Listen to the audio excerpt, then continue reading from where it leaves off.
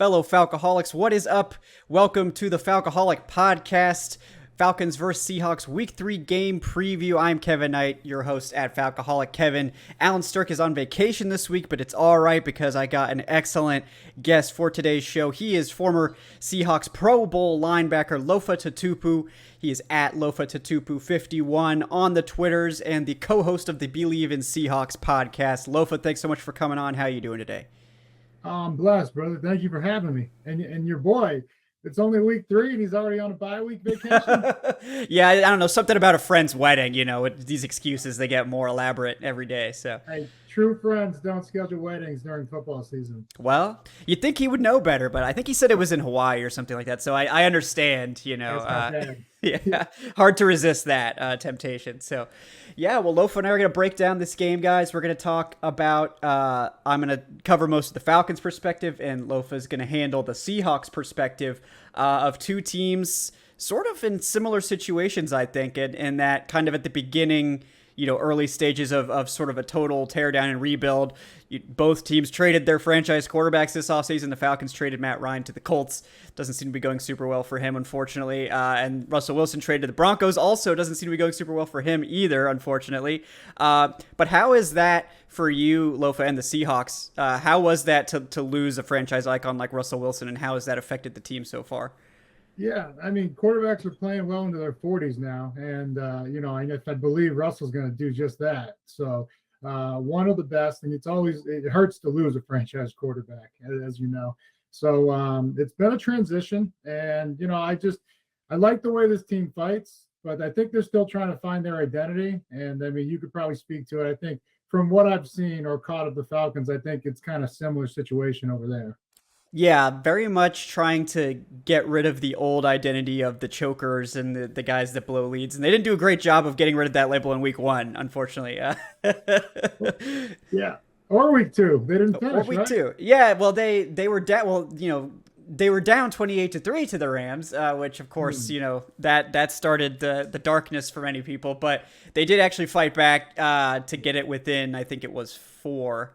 But they couldn't quite close it out. 2 of those points were an intentional safety by the Rams to try to burn clocks, so that's, part of it. But they were within a score, so it's nice, even though it didn't come to fruition completely. It was nice to be actually coming back to potentially be the one to pull off the big upset late in the game for once. We haven't seen that very often in Atlanta, so.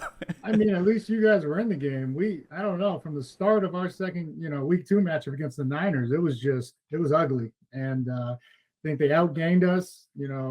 Everything was in their favor, like probably 2-1, even clock management or time of possession. So it was not how we wanted to, rebound after a very emotional week 1 matchup with our former quarterback, which we won. I think, that was, I was saying it on the Take 12 podcast on the Believe Network. That's our podcast, that this is going to tell us a lot. And if we could just there's no moral victories in the NFL, but if you just keep it close, it tells me that this team's got something to build on, because San Fran was coming off an embarrassing loss where they gave up, 19 unanswered or 20 unanswered to lose to the Bears in week 1. And so I thought if we could just keep it close, because that's a great defense. And then, it was from the start, it was not close. And we did some things that hurt us. 11 or 12 penalties. That's not going to help you on the road. And then, a couple turnovers there. So, our lone score came from a blocked kick by the rookie Tariq Woolen and in return by Michael Jackson. So that was a bright spot. But even on special teams, we did fumble the ball, or we muffed the punt, which led to 7 points, and it broke it open to like a 20-0 instead of a 13-0 second half lead. Yeah. The special teams was an issue for the Falcons last week as well. Early, we had Younghoe Koo miss a 44-yard field goal, which is very unusual for him. He was over 90% last year, so I'm not thinking that's anything to worry about. I mean, I think he nailed like 5 of 6 against the Saints in week 1, only missing that 63-yard, sort of Hail Mary equivalent field goal sort of attempt. But the Falcons also blocked a punt last week. Another rookie, Troy Anderson, another, I think, perfect 10 RAS relative athletic score athlete. Tariq Woolen, I know, is one as well. getting the blocked punt there that helped the Falcons close the gap on the Rams. Not enough, sadly, but it's always nice to see the rookies going out there and making those impact plays on special teams or wherever they are. So Tariq Woolen was a guy I really liked coming out of the draft. How has he been so far? I think he's actually starting on defense as well. Freak of nature. 6'4", 6'5", 200, I think he's 205, 210, whatever he is, but 4.2 speed. Man, it's, really like you built in a lab, man, or like, the perfect Madden player when you're creating a player.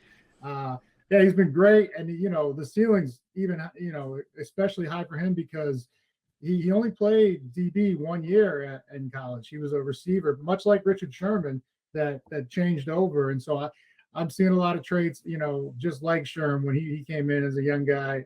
Probably not as polished as Sherm was, but that's Stanford. That's Stanford for you. Those smart guys, they know the game.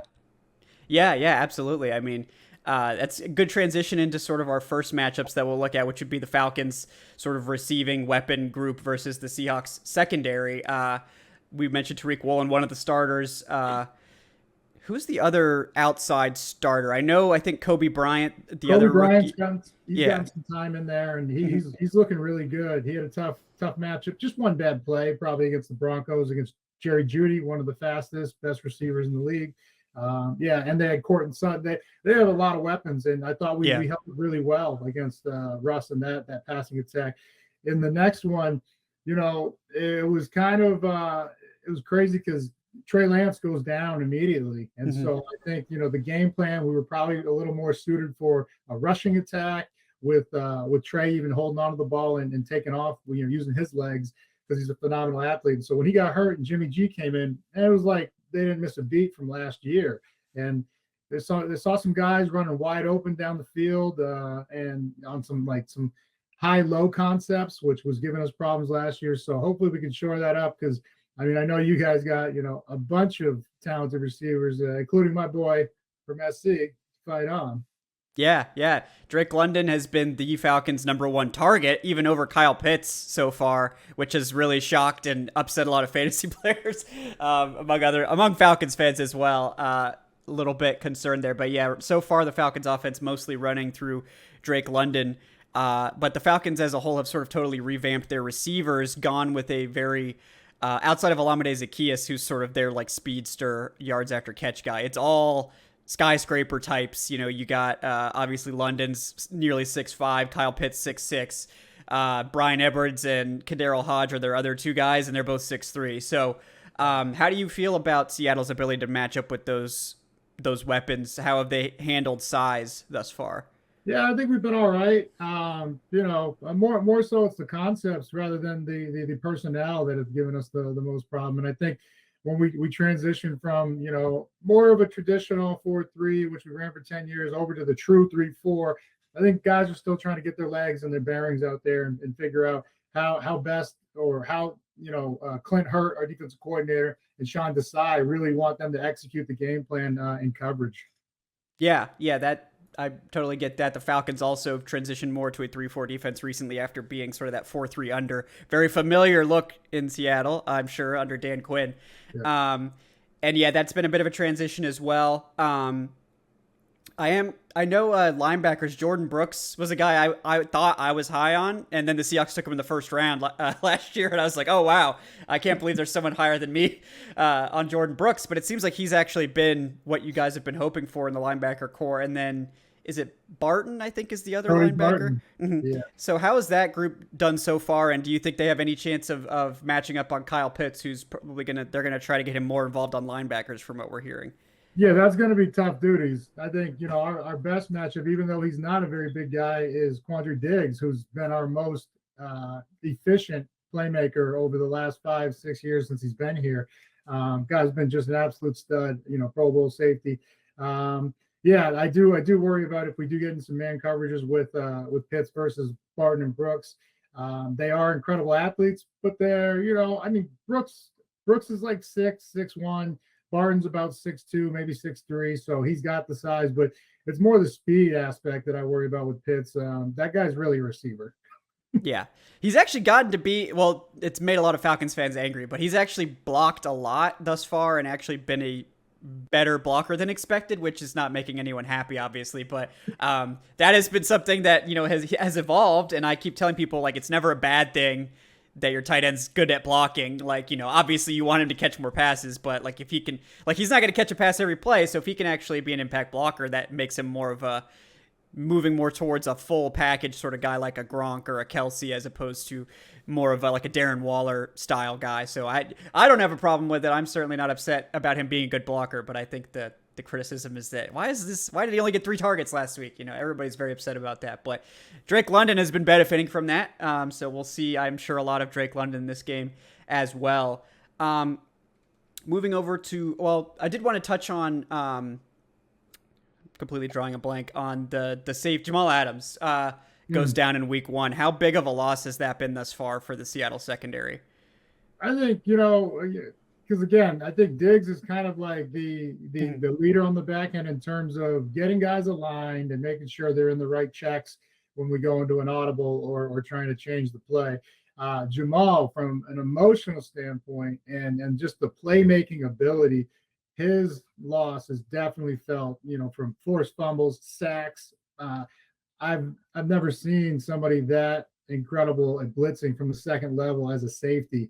I got to play with one of the guys, Lawyer Malloy, also a former Falcon. Yeah. He was probably one of the other guys that I've seen from that second level just come through and wreak havoc. And so it's like, even if that guy is coming on the blitz, it's hard to stop him. He's still going to get pressure if he doesn't get the sack. So that's really where we're feeling, the loss of Jamal. Yeah, I know that's it's never fun to lose a huge impact player like that. That happened to the Falcons with Keanu Neal a couple of years back too, losing your sort of big hitter enforcer type. So certainly hope he's able to come back healthy here after his recovery. Moving more to the front, the Falcons offensive line, a couple new faces out there, and Elijah Wilkinson at left guard and Drew Dahlman at center. Week 1, they only allowed 1 quarterback hit and no sacks, which is, of course, a miracle for the Falcons' offensive line. Allowed the most sacks in the league last year, most pressure. Last week, not as good. Allowed 3 sacks to the Rams, who, of course, have Aaron Donald and a lot of talent there. But how has the Seahawks' pass rush been so far? Is that a part of their defense that's been good, or is that something that's struggled so far? Yeah, it's been good. We're probably the deepest on that defensive line that the Hawks have been since, the LOB era when we were too deep. And, even Cliff Averill, all-pro Cliff Averill and Michael Bennett were actually not starters on that squad. That's how deep it was until the second and third year they took over for Chris Clemens and Red Bryant. So Nuwasu has been amazing. Another Trojan. I mean, it's kind of been a trend here. Trojans just dominating the NFL. Yeah. But he was defensive player of the week, his first game here with the Hawks. I know that's been incredible. Forced 2 fumbles, came back, had a couple pressures last week. Mafe, he's looked pretty good when he's got in there, the rookie from Minnesota. Up front, Al Woods has just been a force. That's the guy that Falcon fans should be afraid of in the front, him and Poona Ford. But I think Al Woods, he had like 7 or 8 tackles, 2 for a loss, and a couple pressures last week. I mean, at 34 years old, I don't know how a guy's doing it, man. It's like he keeps getting younger. Yeah. I know there was a couple of nose tackles that are really that. It just seems like that's one of the spots in the defensive line where these guys can just keep churning out production year after year. I know the Falcons had a couple of guys like that over the years too. Just reliable, quality players just out there making plays every week. And speaking of, the nose tackle, the interior situation, the Falcons very up and down in terms of their ability to run the football. Week 1 put up over 200 rushing yards against the Saints, who are, of course, known for their run defense. Last week against the Rams, they can't quite crest 100. They struggled a lot more in that regard. How has the Seahawks run defense been thus far? This is an area of concern for me and should be for all Hawk fans, because I really think, with Denver and Javonte Williams, they didn't even really try to run the ball. I think he was averaging 5 or 6, and they just like, we're gonna let Russ cook. We're gonna let him throw it, 40 times. And the game really, it was a close game. It didn't call for that. So I was very shocked and pleased as a fan that they chose that attack. Now we get to week 2. facing a very tough Niners team that, they have all sorts of weapons. Even losing Elijah Mitchell, they still got Jeffrey Wilson. Debo Samuels carries the ball a lot, even though he's a receiver. And I was worried about it. And they ran the ball at will. I think they had 189 yards to our 36. And it really, when Jimmy G got in there, it opened up the passing game and the run game. But I think even if Trey was still there, they would have leaned more heavily on the run. And man, it was ugly in terms of in the trenches. So I'm hoping, because you guys look, Cordero Patterson, he is a beast. And if he hits a seam, you're not catching him. So I am worried about that. Algier, loved him in college, and I know he's getting healthy. So that is really for any Falcons fan to get excited about and any Hawks fan to be concerned about. I think the run game is really going to be an area of focus for this game. Yeah, I agree. I think, Arthur Smith, the Falcons head coach, really wants to get that part of the offense going. Last year, they were one of the worst rushing attacks in the league. I know that upset him greatly. And Cordell Patterson, as good as he is, this is a guy they don't necessarily want taking like 22 carries like he did in week 1, which is why they brought in someone like Tyler Algier. They split the workload. Last week, it wasn't as effective. I think that had probably more to do with the game script getting out of hand really quickly in that one. So I do expect that we'll see the Falcons again try to sort of really hammer the run against the Seahawks, take advantage of what might be a weakness on that defense. And then the quarterback run is another facet. Marcus Mariota in week 1, very successful, had almost 70 yards on the ground, a lot quieter against the Rams. How were the Seahawks performing against Trey Lance, who was unfortunately did get hurt early in that game? Is the quarterback run something you're concerned about as well? This week, yeah. Last week we didn't really get to see enough. It was like maybe a quarter and a couple, some change against Trey. But yeah, it was something we were looking towards. How will we hold up against Trey Lance? So, and then Jimmy G got in there, and he doesn't keep the ball. So, the whole offense just changed into a more balanced attack. Yeah. So interested to see. I don't think the Falcons want to run Mariota a ton. Mm-hmm. He does have fumbling issues when he carries the ball too frequently. We saw that, unfortunately, near the end of the game against the Saints. Yeah. Really should have slid there, but he owned up to it. We've seen.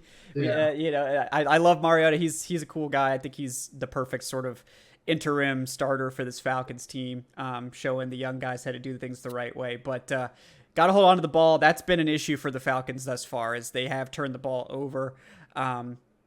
And snapping as well with the young center. There's been some snap issues. So hopefully they're going to get that cleaned up. If not, we might see last year's starter at center and Matt Hennessy come back on the field at some point. But by all accounts, they like Drew Dalman. This regime drafted him, so he's going to get the first shot there. Moving over to the Seattle side on offense, talk about Seattle's weapons. Obviously, everyone knows the receivers, DK Metcalf, Tyler Lockett. And Geno Smith has been very accurate thus far with an 81% completion percentage, leads the NFL. I've heard that some people are saying that maybe it's not as good as it seems at the quarterback position. What is your thought on how things have gone for the Seahawks passing game thus far? I'm pretty pleased with Geno, but I think really we're Hawk fans, upset. We're not really taking the shots down the field that we did with Russ, and so I was concerned, like, hey, are we going to open the playbook and give it all to Geno? Like, hey, man, go for it. And even Pete's comments in one of his press conferences, like, we need to really trust Geno more. That led me to believe that they're not taking shots. We had one trick play that he completed, but it was a illegal lineman downfield, so they brought it back. That was a big gain. Unbelievable catch by DK, just doing what he does and going up and mossing somebody. And I think that's really, we saw it when Geno came in last year. We saw it against the Jaguars. He had a one-on-one up the sideline, and the guy, it was perfect coverage, blanket coverage, but he just trusted him, threw it up, and he came down with it. Those 50-50 balls when DK, a guy like his caliber is out there, it's more of like an 80-20 in our favor. So I think we're going to see some more shots down the field. Because we didn't take many shots down the field, the secondary for San Fran started, closing in on the space and jumping routes. That's how they came away with an interception, almost got another one later in the game. So I'm interested to see what we do this week to give Geno, the confidence to Yeah, he hasn't really turned the ball. One turnover in 2 games. He's played well, stood tall in the pocket, taken what the defense has given him. But this is a 10-year veteran. I know he hasn't started a ton of games, but a 10-year veteran, he knows what he's doing, and I want to see them, let it loose. Yeah, yeah, I suspect that we'll see it if possible against the Falcons, who have given up quite a lot through the air thus far. AJ Terrell has struggled. Not necessarily his fault. I think he gave up 2 touchdowns to Michael Thomas that were basically just impossible to defend. So it's been not as good as hoped there. The Falcons secondary as a whole hasn't been as good as hoped. Veteran Casey Hayward is the other corner now. He had an interception last week against the Rams that was crucial to the attempted comeback. And then they're starting 2 new safeties in Jalen Hawkins and Richie Grant. The problem is their slot situation because Isaiah Oliver is on IR to start the season, still recovering from his ankle injury last year, the season-ending injury. And they haven't really decided on who they're playing in the slot. They just keep changing it out, usually multiple times per game. Last week it was safety Eric Harris playing the slot, which didn't really go super well. D. Alford, the CFL player, I think has been the best there, but he's small. He's like 180 pounds, so vulnerable against the run. Not that he's a poor tackler, but not necessarily someone who's going to move the pile in that way. And they've also played veteran Mike Ford there, who's more of a special teamer. So the slot is definitely someplace where the Seahawks can take advantage. I know Tyler Lockett will be happy about that. But moving on to the run game, obviously Seattle in the past, very high emphasis on the run. 2 good running backs in Rashad Penny and Kenneth Walker, the rookie. How has that run game looked so far for Seattle? Non-existent. I mean, I don't think we've even ran it more than 30 times in the 2 games combined, and I think that's really something that they have to get going if they want to take the shots downfield, because those shots downfield, they generally come off of play action, but there's no need to bite on play action. I mean, I think we ran 14 times last week, and the game wasn't that far out of hand to dictate, hey, we got to air it out 50 times, so we're either stopping the clock or getting yardage, right? So we'll see what happens, but it goes hand in hand. But you have to at least attempt to run the ball. Like I said, we only had 47 plays last week, only 14 runs. But even the week before, Penny was averaging 5 yards a carry, and we only gave him 12 runs. You'd like to see more volume there. I know he's been banged up with some injuries in the early part of his career, but this is a contract year for him, and I know he's hungry. He finished the season last year. We all did, on a great run, winning 4 out of 5 games. I think we averaged 150 yards rushing, and we saw how much it opened up the pass game for Russ when we played last year. So we got to make it easier on Geno in that regard, that the actual play action does, bring the defenders up in the box, and we have the shots deeper to take. Yeah. It's odd to me. Like it was funny. I know a lot of people were joking, about the Geno Smith, like, oh, is he going to let Geno cook now? He never let Russ cook, talking about taking more deep shots. But the run game hasn't really seen the volume that we've traditionally thought of with Seattle. So it's been a little bit of an odd start, certainly, to the year for Seattle's offense. I do wonder if it has to do. Yeah, was there something you wanted to add, sir? Yeah, and both close games, so it's not like we should not be airing it out. We should be erring on the side of caution, and I don't mean playing conservative, but hey, give the defense a little time to get their win back, because if this happens, we're trending on the way we were last year. We started out pretty decently, but then against Tennessee, against Minnesota, against a couple other teams in the first 5 weeks, our defense was on the field for like 70 and 80 plays. That's like a game and a half. Now that wears you down. I don't care how good you are. That wears you down personnel wise.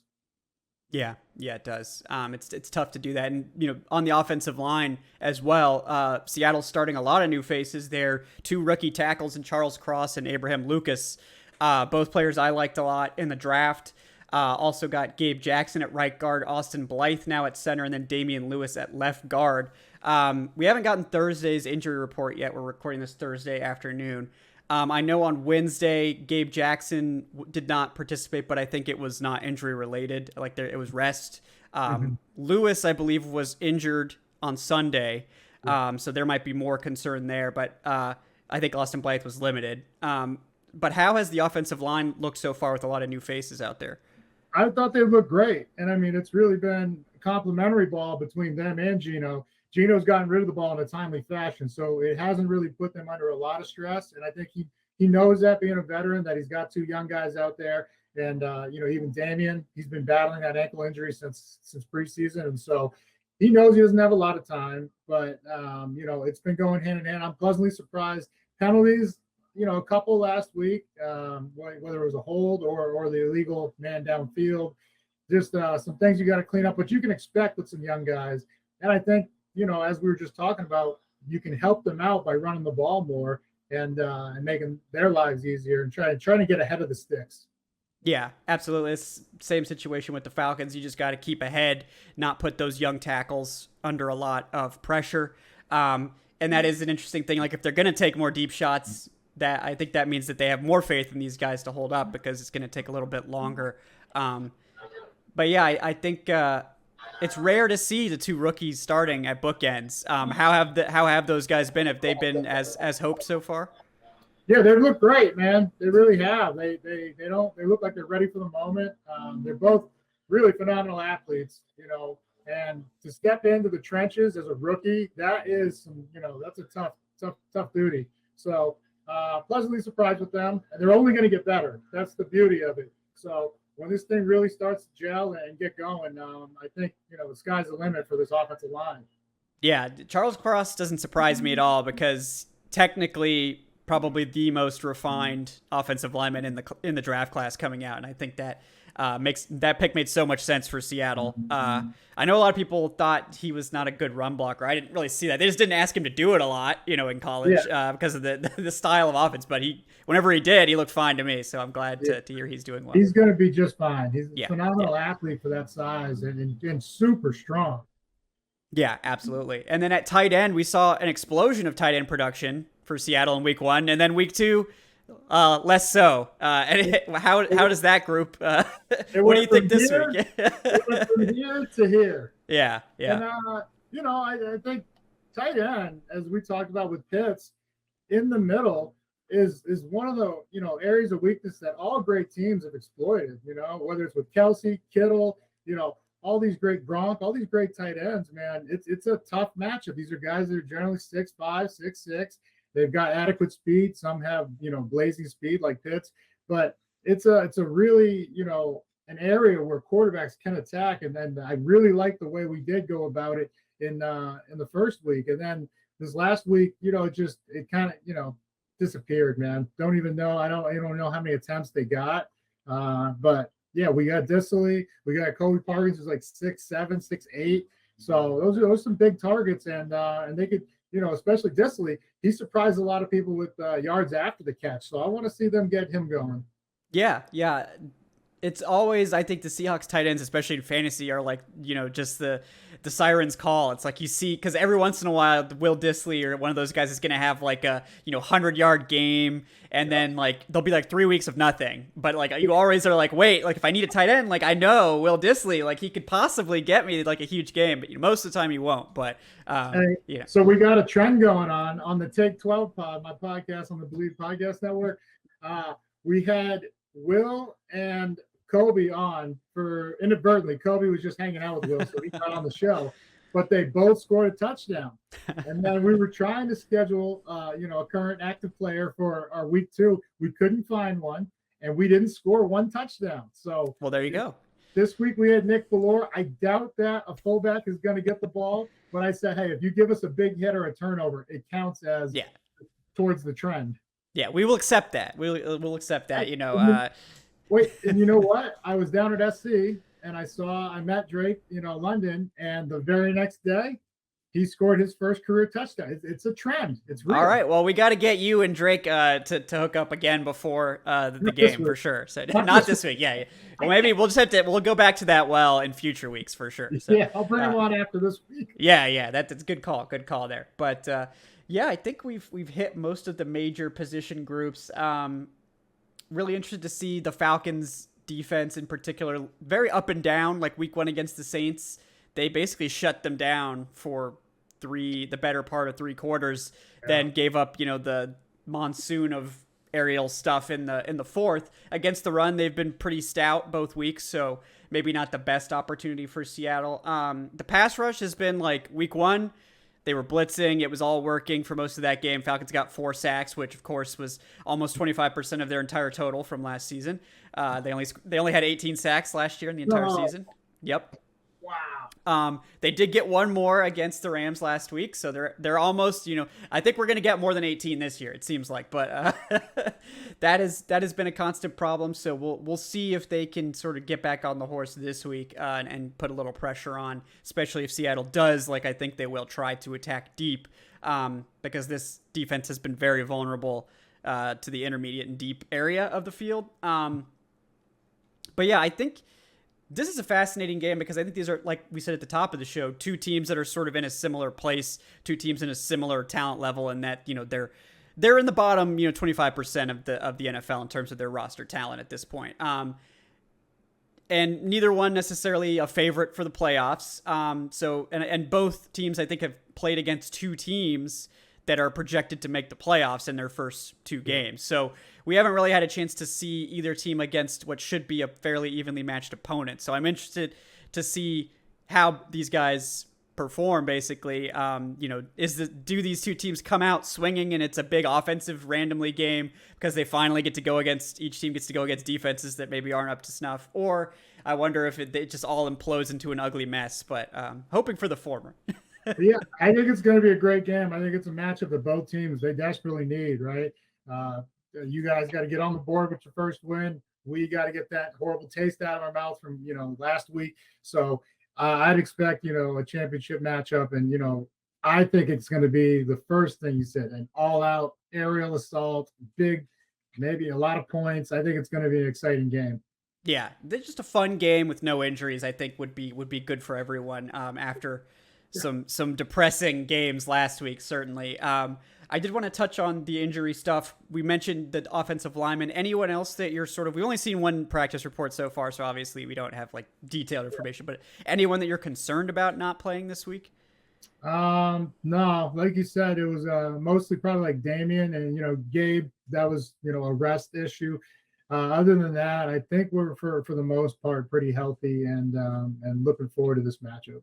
Okay, good to hear. Yeah, Falcons only had one player on the injury report in Darren Hall who was limited, so it doesn't seem like there's anyone in danger of missing this one either. We'll hope it'll stay that way. These two teams can come out of this one just as healthy or more so than they entered it. What is your official prediction, Lofa, for this one? You think Seattle gets up to 2 wins here, gets a winning record into week 3? Yeah, I really do. I think a home game after that, we had the emotional game, the big letdown. I think we get back on schedule here and pull out. We usually do a score prediction. I didn't get to do it on this week's episode, so I'll do it right here. I'm gonna say Hawks 31, Falcons 28. I think it's a close game, but I think the Hawks pull this one out. Yeah, it's funny because I was going to say the same score just flipped. So I think it will be within that spread. It'll be these two teams sort of going back and forth at it. I obviously have to predict the Falcons to win this game because I'm not going to have a lot of opportunities to predict the Falcons to win games this year. No offense to the Seahawks. But yeah, it's the Falcons desperately need to get this win because then they have to go play the Bucks next week and then the 49ers after that. 0-5 would be disastrous, so they really need to squeeze out a win here. But I mean, we'll see. I think this will tell us something about both teams. I think if both teams play hard and look good, then no one's going to be too upset. But I think the Falcons, if either one of these teams comes out and looks poor against another, quote unquote lesser team, I think fans will probably be pretty panicked on both sides. There's nothing more dangerous than a team that hasn't won yet. And so, I know that Pete Carroll, after playing for him in college and then in the NFL, that's something that, he's stressing. Of course, it's always about us, and how we take care of our business. That's the most important. But, I know he's got to be looking on the other side well, hey, man, it's like, like a wounded dog or a wounded animal, their back's against the wall. How do they respond? So I think it's going to be, I was there for the first week, and it was electric. I know obviously there was some other circumstances, Russ coming back, but every home game is pretty crazy at Lumen Field. And so I look forward to a heavyweight fight right here, title fight. Yeah, Seattle, one of the most fun places to play. Definitely a cool stadium to visit as well. Seahawks fans are generally pretty nice as long as they're not getting beat up too bad by the opposing team. I've been into some unfriendly stadiums. I think Seattle's pretty friendly for the most part. But I'm interested to see how it goes. And the Falcons, interestingly, been a much better road team under Arthur Smith. They've been very bad at home. They've tended to be road warriors. So far, we'll see if that happens this year. They've played one of each and lost both. So not a lot of statistical stuff to go off of there. But I think it'll be a fun one. I think we're going to see some fireworks. I'm betting I would bet the over if I was a betting man. I'm not, but I do think these guys are going to open it up to try to get what looks like for both teams one of the easier quote unquote wins on the schedule. So both teams are going to go all out to try to get this one. Lofa, I really appreciate your time. It was a lot of fun. Guys, he is at Lofa Tatupu 51, host of the Take 12 podcast on the Believe Podcast Network. Anything else you want to plug before we get out of here? No, man. I appreciate you having me. And look forward to a great game, brother. Absolutely. Great game. Stay healthy, everyone. That's the hope. Guys, I'm Kevin Knight at Falcoholic Kevin. Follow me there on Twitter. The site is thefalcoholic.com for all your written content needs. Follow the show at Falcoholic Live. Like, subscribe if you're watching on YouTube. If you're on the podcast feed, we appreciate you there as well. Leave a 5-star review if you're so inclined. And if you're interested in supporting the show, you can check us out on Patreon. It's patreon.com/Falcoholic Live. Get early access to all the podcast episodes, ad-free, high quality, all that good stuff, as well as some other cool exclusive content. We appreciate all you guys for hanging out and watching the show, following us there. Again, thanks to Lofa for coming on. We will see you guys on Sunday for the post-game show here on the Falcoholic Live. Until then, guys, have a great night, and we will see you on game day. Take it easy, guys.